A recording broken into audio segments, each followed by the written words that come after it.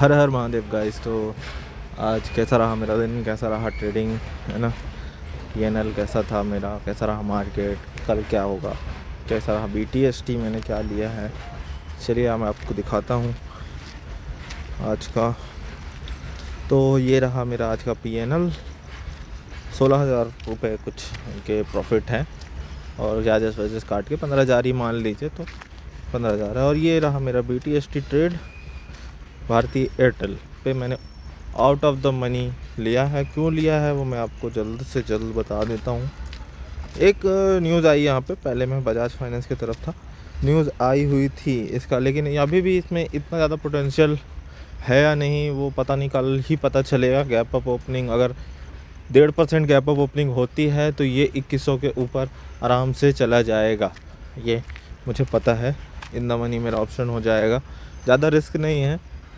Only 2 से 2.5 point का मेरा एसएल है, मतलब कि 4.20 पे मेरी एंट्री है, 4 रुपये 20 पैसे पे, और 1 रुपये 70 पैसे पे मैं निकल जाऊंगा।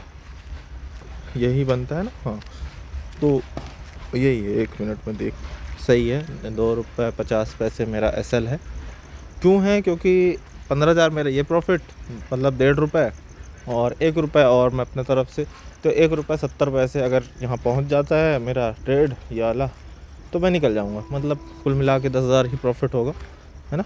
10,000 भी लॉस होगा, सॉरी 10,000 ही लॉस होगा। तो ये है, मतलब 15,000 मेरा प्रॉफिट है आज का। मतलब 15 मैं रिस्क ऐसे ही लेने लगा हूँ, अपना डिसिप्लिन ऐसे ही बनाने लगा हूँ भाई। भी मैं अभी मैं उस दिन के बाद से 1 लाख जिस दिन से प्रॉफिट हुआ था उसके बाद से अभी तक मैं जो पिछला ट्रेड था वो प्रॉफिटेबल, अच्छा सॉरी, मैंने आपको पिछला ट्रेड जो पुट लिया था मैंने 17 फरवरी 25,000 का पुट लिया था, वो खुला तो ठीक ठाक था। मतलब 15 रुपये हाई, 15 रुपये 50 पैसे, मेरा 15 रुपये एंट्री था।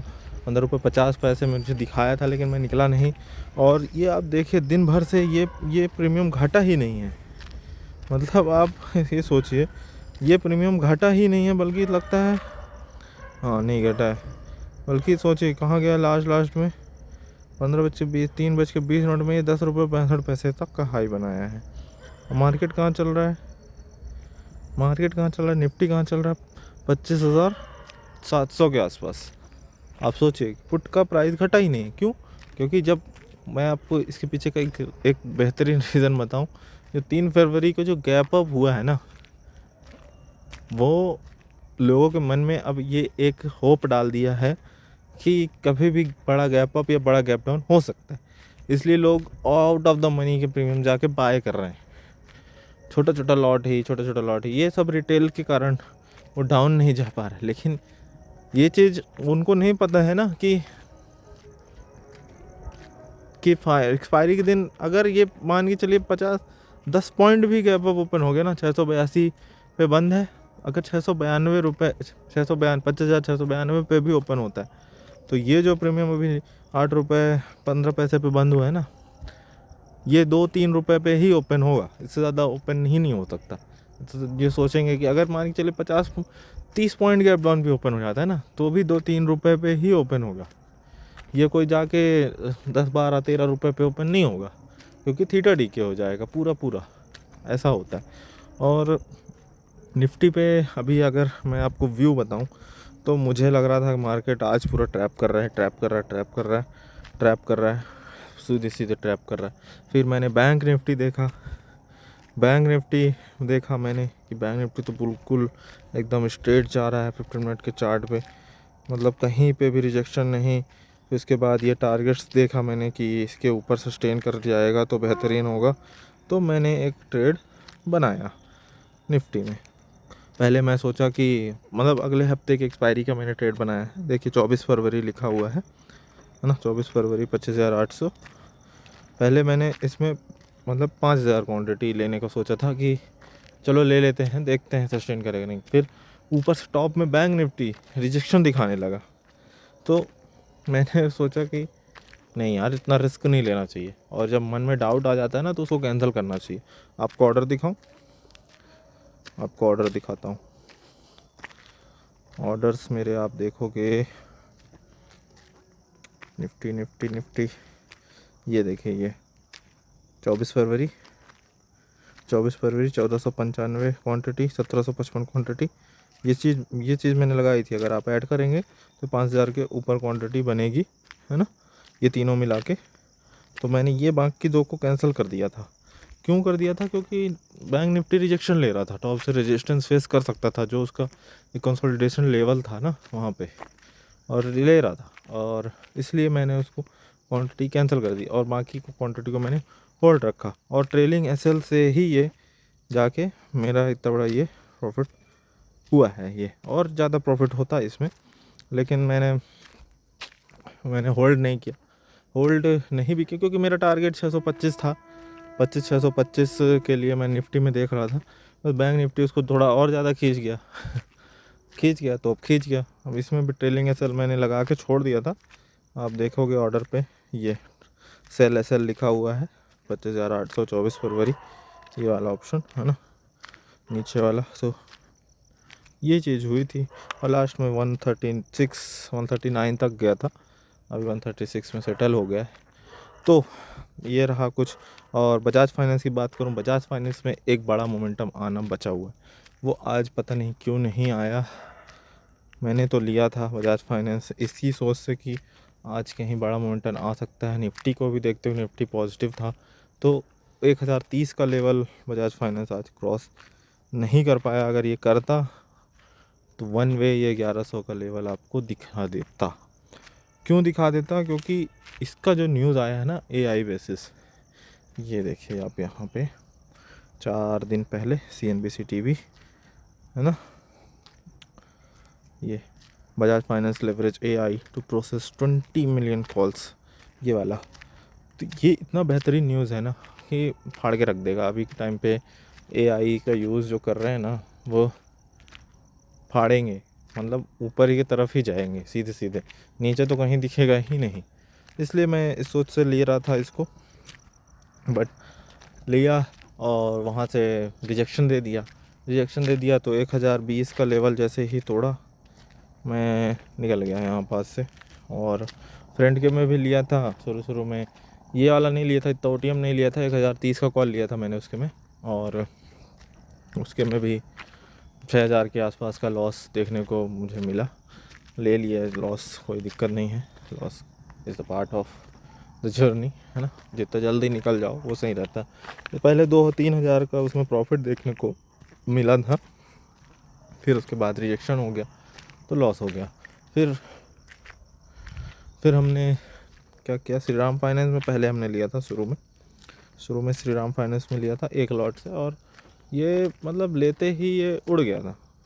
मैं थोड़ा अनअवेलेबल हो गया था, सुबह का टाइम था, तो लेते ही ये उड़ा था। तो 5-6 हज़ार का प्रॉफिट ये हमको दिखा रहा था, तो हमने अनअवेलेबल होने की वजह से मैं ले नहीं पाया, इसको एग्ज़िट नहीं कर पाया। उसके बाद आया तो देखा कि 1-2 पॉइंट पे ट्रेड कर रहा था, तो मैंने एग्ज़िट कर दिया।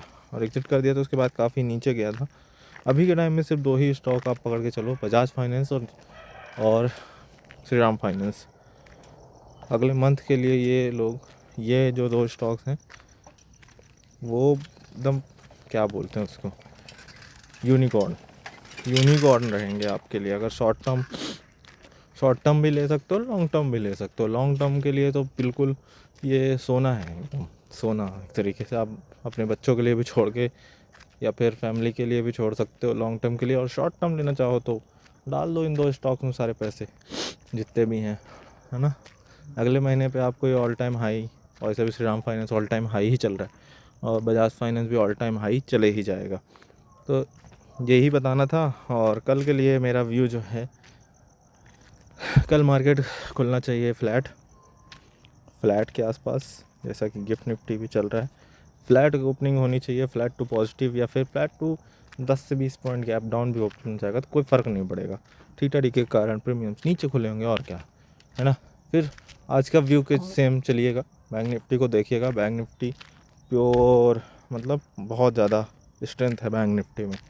तो कल हो सकता है स्टॉक्स थोड़ा अप मूव करें निफ्टी के। रिलायंस हो गया, HDFC और TCS हो गया, और जो स्टॉक्स हैं ज़्यादा वेटेज वाले, है ना, ITC और हिंदुस्तान यूनिलीवर, ये सब है ना, तो उन पे ध्यान रखिएगा। और बैंक निफ्टी अगर बेहतरीन चलता है तो 2 बजे का टाइम आप लिख लीजिए, 2 बजे का टाइम आफ्टर 2 PM, या फिर आप 1:55 पे भी एंट्री बना सकते हैं। मैं टाइम लिख देता हूँ 2 PM, ठीक है। 2 PM के बाद ही जो मूव आएगा वही बेस्ट मूव होगा। 2 PM है ना, ठीक है, अपसाइड। तब तक आप उससे पहले अपसाइड मूव मत बनाइएगा क्योंकि आपका प्रीमियम डीके हो सकता है। अपसाइड मूव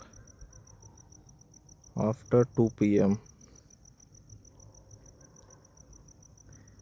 ठीक है गाइस।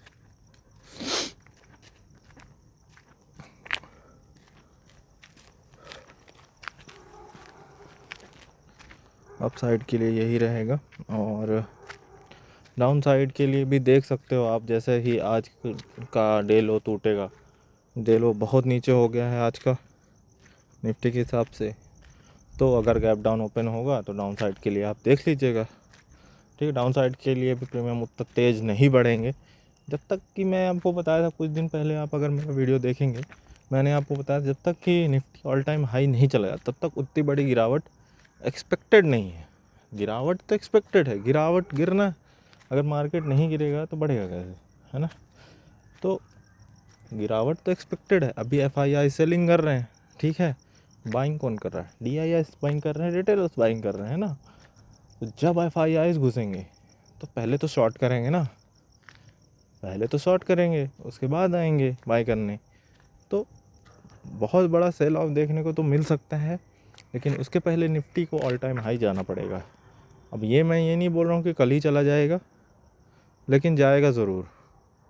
उसके बाद ही बड़ा सेल ऑफ देखने को आपको मिलेगा। यहाँ से हवा से कहीं से भी रिकवर, ओवर सोल्ड बता देते हैं, है ना। लोग ओवर सोल्ड बोल के कहीं से भी रिकवरी आ रही है तो बोल रहे हैं, नहीं, ऐसा नहीं है।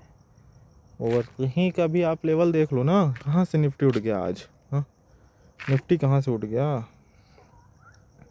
आप 15 मिनट का चार्ट लगा, डेली चार्ट आप देख लो, कहाँ से उठ गया निफ्टी आज, बताओ कौन से लेवल से उठ गया।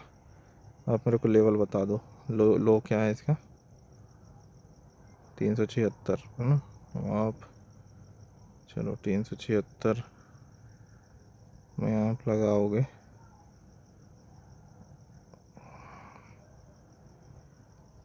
चलो 375, 376 ये रहा, यहीं से आज उठा है ना। आप मेरे को एक भी सपोर्ट लेवल बता दो, एक भी सपोर्ट लेवल बता दो। इसका बात मत करना, अगर इसकी भी बात करोगे अगर आप इस लेवल की, तो ये भी लेवल 273 पे है। तो there are no support level, मतलब सपोर्ट लेवल ही नहीं है जहाँ से निफ्टी उड़ गया है। हाँ बिल्कुल अपसाइड जाने के लिए उड़ गया होगा, ठीक है। अब जब बाइंग आएगी ना, अगर मान के चलो कल कैसे चल सकता है मार्केट, मैं आपको ये चीज़ बता देता हूँ अभी से, ठीक है। कल मार्केट यहाँ पे ओपन होना चाहिए, या फिर यहीं पे ओपन होना चाहिए, और हाई को निकालेगा और धीरे धीरे धीरे धीरे धीरे धीरे धीरे धीरे चलेगा। प्रीमियम ज़्यादा नहीं बढ़ेंगे, प्रीमियम डीके होके ही जाएंगे, प्रीमियम बढ़ेंगे ही नहीं, प्रीमियम गलेंगे। और 2 बजे के बाद जैसे ही मार्केट इस लेवल को, ये क्या है 25,800 है ना, इसका हाई, हाँ 25,818 और 25,900, इस लेवल को धीरे धीरे ब्रेक करके 15 मिनट की कैंडल क्लोजिंग करेगा, ये उड़ जाएगा। उड़ेगा तो ये आपको 26,200, 26,300 और हो सकता है एक्सपायरी मूव में आपको ये ऑल टाइम हाई भी दिखा दे, हो सकता है। मैं कोई चीज़ें बता नहीं रहा हूँ, लेकिन जब मूव आता है ना बड़ा, तो बड़ा ही मूव आता है, छोटा मूव नहीं आता है एक्सपायरी के दिन।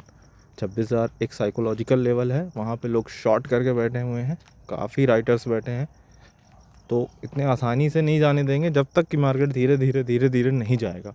और धीरे धीरे जाता है तो वहाँ से सेलिंग नहीं आएगी, जेन स्ट्रेट वाली सेलिंग नहीं आएगी कि एक कैंडल नीचे की तरफ एकदम मार दे। वो वाली सेलिंग आप भूल जाइए, वो वाली सेलिंग अभी आना मुश्किल है, नहीं आ सकती वो वाली सेलिंग, है ना।